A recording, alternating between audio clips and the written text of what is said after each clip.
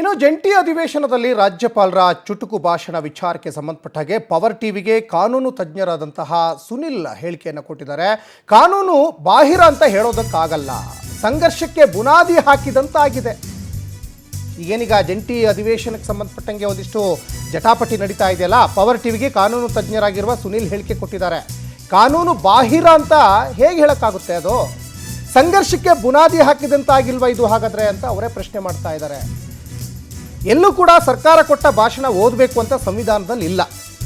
ಕೇಂದ್ರದ ದೃಷ್ಟಿಕೋನವನ್ನು ಇಟ್ಕೊಂಡು ಬರೆದ್ರೆ ಯಾರು ಓದ್ತಾರೆ?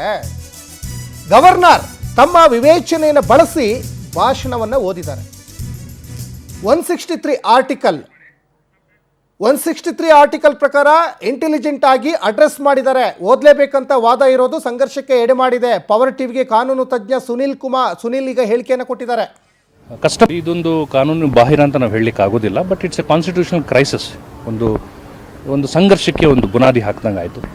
ಸಾಮಾನ್ಯವಾಗಿ ನಮ್ಮ ಕಸ್ಟಮ್ ಆ್ಯಂಡ್ ಕನ್ವೆನ್ಷನ್ ಏನಪ್ಪ ಅಂದರೆ, ರಾಜ್ಯ ಸರ್ಕಾರ ಏನು ತನ್ನ ಸ್ಪೀಚನ್ನು ರೆಡಿ ಮಾಡಿಕೊಡುತ್ತೋ ಅದನ್ನ ಗವರ್ನರ್ ಅವರು ಓದ್ತಾರೆ. ಆರ್ಟಿಕಲ್ 176 ಆಫ್ ದಿ ಕಾನ್ಸ್ಟಿಟ್ಯೂಷನಲ್ಲಿ ಕ್ಲಿಯರಾಗಿ ಹೇಳ್ತಾರೆ, the governor shall address the assembly. ಜಾಯಿಂಟಲ್ಲಿದ್ದರೆ ಜಾಯಿಂಟ್ ಸೆಷನನ್ನು ಅಡ್ರೆಸ್ ಮಾಡಬೇಕು ಅಂತ ಹೇಳ್ತಾರೆ. ಬಟ್ ಎಲ್ಲೂ ಕೂಡ ರಾಜ್ಯ ಸರ್ಕಾರ ರೆಡಿ ಮಾಡಿಕೊಟ್ಟಂಥ ಸ್ಪೀಚೇ ಓದಬೇಕು ಅಂತ ಎಲ್ಲೂ ಕೂಡ ನಮ್ಮ ಸಂವಿಧಾನದಲ್ಲಿ ಇಲ್ಲ.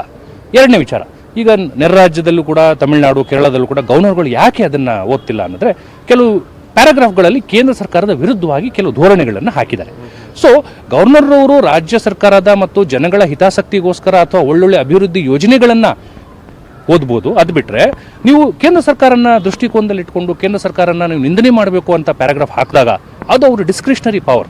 ಆಗ ಅವರು ತಮ್ಮ ವಿವೇಚನೆಯನ್ನು ಬಳಸಿ ಈ ಪ್ಯಾರಾಗ್ರಾಫ್ಗಳನ್ನ ನಾನು ಓದೋದಿಲ್ಲ, ಯಾಕಂದರೆ ಇದು ಕೇಂದ್ರ ಸರ್ಕಾರಕ್ಕೆ ವಿರುದ್ಧವಾಗಿ ನೀವು ತಾವು ಬರೆದಿದ್ದೀರಿ, ನೀವು ರಾಜ್ಯದ ಅಭಿವೃದ್ಧಿ ಬಗ್ಗೆ ಬರೀರಿ, ಎಷ್ಟು ಯೋಜನೆಗಳನ್ನ ತಾವು ಇಂಪ್ಲಿಮೆಂಟ್ ಮಾಡಿದಿರಿ, ಎಷ್ಟು ಯೋಜನೆಗಳನ್ನ ತರ್ತಾ ಇದ್ದೀರಿ, ಜನಸಂಖ್ಯೆ ಆಧಾರಿತವಾಗಿ ಪಾವರ್ಟಿ, ಫಾರ್ ಎಕ್ಸಾಂಪಲ್ ಈಗ ಎಷ್ಟು ಜನಕ್ಕೆ ಉದ್ಯೋಗ ಸೃಷ್ಟಿ ಮಾಡಿದಿರಿ, ಆ ವಿಚಾರಗಳಲ್ಲಿ ನಾನು ಅಡ್ರೆಸ್ಸನ್ನು ಮಾಡ್ತೀನಿ. ಬಟ್ ನೀವು ಕೇಂದ್ರ ಸರ್ಕಾರನ ಬೈಲಿಕ್ಕೆ ನಾನು ಬಳಸ್ಕೊಂಥದ್ದು ಮತ್ತು ಕೆಲವು ಪ್ಯಾರಾಗ್ರಾಫಲ್ಲಿ ಅನಾವಶ್ಯಕವಾಗಿ ಏನೇನೋ ಹಾಕಿರುವಂಥದ್ದು ಅದು ಸಂವಿಧಾನವಲ್ಲ, ಅಸಂಬದ್ಧವಾದಂಥ ವಿಚಾರಗಳನ್ನ ನಾನು ಓದಕ್ಕೆ ಬರೋದಿಲ್ಲ, ನನ್ನ ವಿವೇಚನೆಯನ್ನು ಬಳಸಿ ನಾನು ಓದೋದಿಲ್ಲ ಅಂತ ಸ್ಪಷ್ಟವಾಗಿ ಅವರು ಕಾನೂನು ಸಚಿವರು